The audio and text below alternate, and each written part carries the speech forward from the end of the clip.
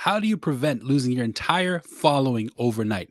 Mises Caucus recently lost their entire Facebook group overnight. Over 10,000 followers gone. Social media platforms are currently constantly deplatforming, suspending, banning accounts, right?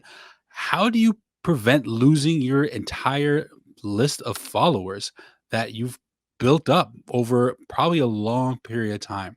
How do you prevent from going to having a big amount of followers to going to zero? So what we're going to talk about today is list building and adding value to relationships.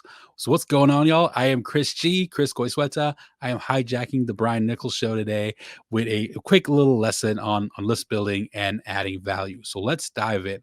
Why should you build lists, right? For for one is the example I gave at the beginning, right? Is from preventing losing everything overnight. I mean, these social media platforms are constantly changing the way they work, and they're also constantly changing their algorithms, right? So even if you don't get banned, I mean, you can be shadow banned. You can be posting a bunch of stuff and nobody sees your posts. And people don't really see your post to begin with, right? So when you post something on social media, let's say you have 1,000 followers, 0 to 3% see your post unless you get engagement with the post, right?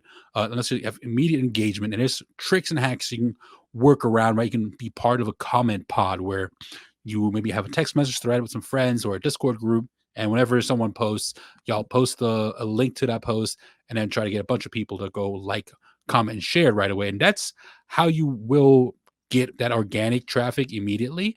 But if that doesn't happen, it's 0 to 3% see your posts. And that's not a lot of people, right? So one of the benefits of building a list is one, preventing from your followers, your following all of a sudden being gone overnight when these social media platforms just decide to change everything or ban someone. And the other thing, you get more people to see what you're posting. More people see your content when you're building a list. And what are the types of lists? You can build an email list, right? You can build a text messaging list, or you can literally build a mailing list where you're mailing people stuff. And depending what your business is, or if you're a candidate, depending what your goals are, is what should determine what type of list you want to build first. So the great thing with email is when you email someone, 20% open your email on average, right? If you're doing a good job, it'd be much higher. It could be 30%, 40%.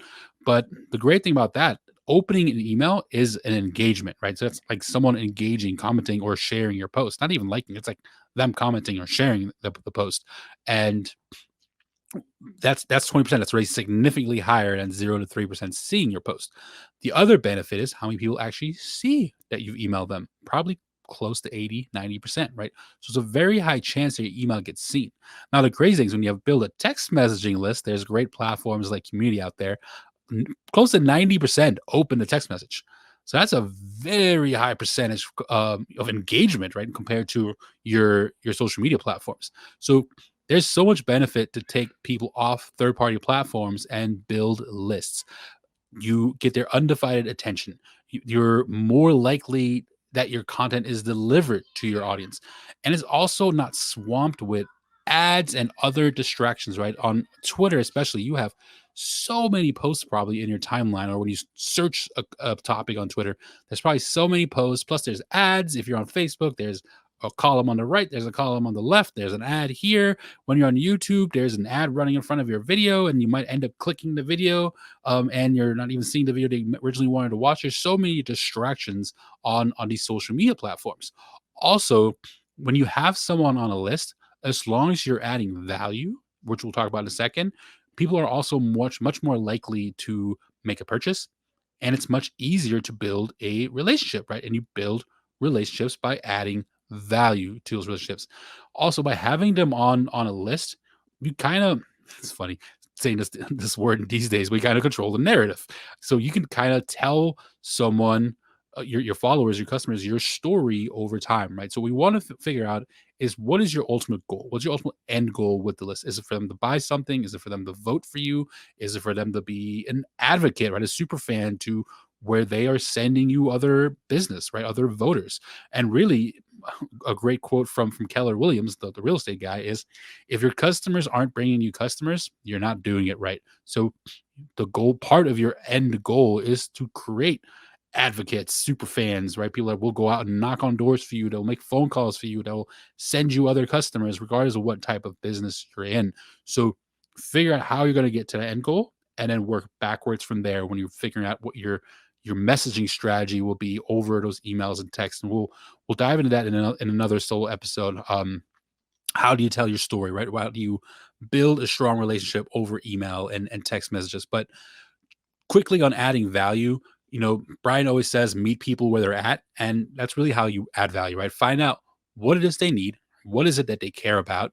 And whenever you add value to a relationship, so the three main types of values: entertainment, education, and utility, right? And most of those are probably not creating utility apps like Uber, where you're literally getting food delivered to your house, or you're click a button, you can have someone pick you up to take you somewhere, or you get your groceries delivered, right? We're probably more in the entertainment or education space, right? So think of those things when you're sending something to your audience.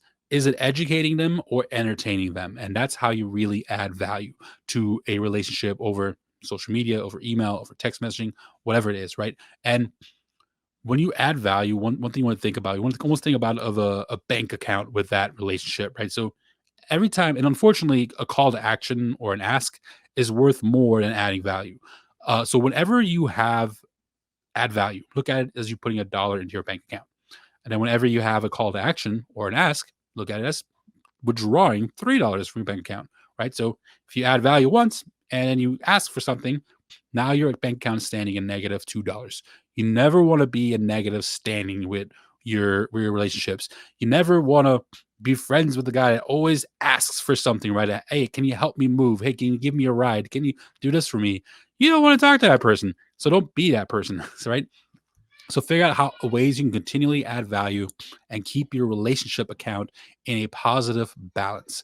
And sometimes part of adding value is not necessarily asking a person like, hey, how can I add value to your life? Like figure it out by having conversations with them, because most people don't really know what they want.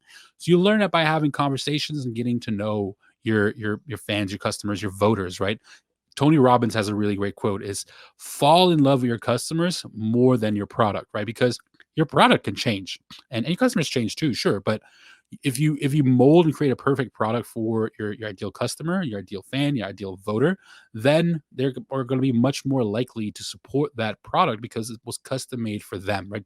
Philip Stutz in the Undefeated Marketing System always talks about not having an unlimited, like not unlimited, but like 20, 30 issues that you're trying to ram people down people's throats and like liberty them to death, literally, right? With issue after issue. Find the 1 to 3 issues that your voters, your community, your potential customers, that what they really care about. And you can find it out by surveys. You can find it out by having conversations, right? You can find it out by studying what they're posting about on social media and figure out what they care about there. Or if you're trying to reach a certain influencer or podcast or YouTuber creator, right? Listening to what they talk about on their shows, listen to their shows. And that's how you really get to know who they are and can start figuring out, okay, how can I add value to those relationships? Other ways you can add value. So once you figure out what they care about, another ways I guess you can add value to something is by trading lists, for example. So if you're building a list and they're building a list, and they have 1,000 subscribers and you have 1,000 subscribers, you're not necessarily sharing the subscribers because you're not supposed to do that. I don't know if it's illegal or what, but it's definitely ethical, right? Just to give all of your emails away to someone, which happens all the time in campaigns. I've signed up for a specific candidate before, and then I get bombarded with all kinds of stuff from the party or from similar things. I'm just like, I didn't sign up for any of this, so don't trade lists because that's not cool. It's not right. But what you can do, you can email your list about another creator, another candidate, about another business, and they can do the same for you. That's a way you can list trade. Also, if you want to collaborate with people, right? If you go on shows or on podcasts, again, be able to offer some value to go on those shows, right? So either you're able to, again, offer some kind of education, something that they are looking for, something that they need, or some kind of entertainment value that they're looking for, or you have a similar amount of subscribers, right? You have a YouTube channel with 10,000 subscribers. They have a YouTube channel with 10,000 subscribers, or similar, close in numbers. you collaborate, you work with each other, and hopefully some of their subscribers become subscribers of you, and vice versa. Or you could pay them, you could offer them money, right? So if you have 1,000 subscribers and someone with 1 million, and you really don't have any kind of value to offer that of what they want, then you could pay them. Most people will take money. Doesn't have to be cash. Doesn't have fiat currency. It could be cryptocurrency, right? Send them a couple of satoshis or whatever, and that's a way you could add value as well, right?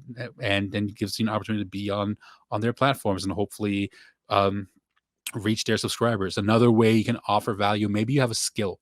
Maybe you are really good at editing videos or creating graphics or editing audio, and you notice their their video editing could be better or their audio quality could be better, right? Offer to do something for free for a few weeks or for a few months, and that's another way you can add value, and then you can get in front of their audience and their customers and hopefully try to build your list. And to build your list, you want some kind of lead magnet that we've talked about in the past on Brian Nichols' show. But Tom Woods does this so well. I mean, he has so many free ebooks that he gives out. His COVID charts ebook is great. He has the AOC ebook. What what was the ebook, things that AOC was wrong about or something like that.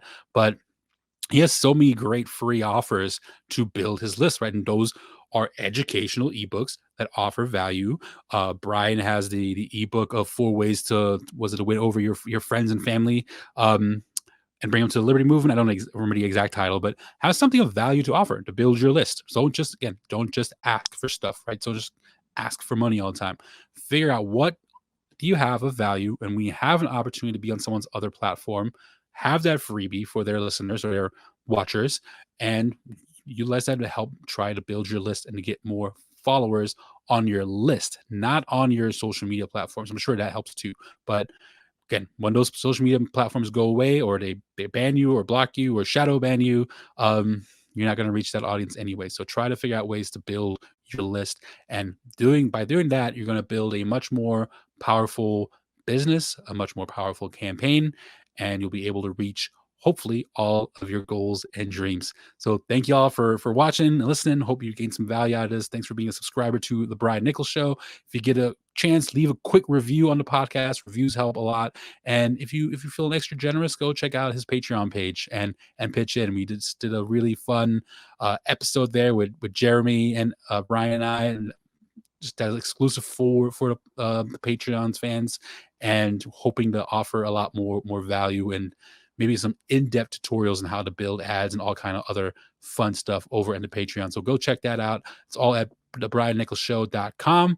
And thank you all for listening. And I know Brian has his way to sign off his show. I have a way I always sign off my podcast. So to make you all familiar with that, I will say, I just forgot my sign off.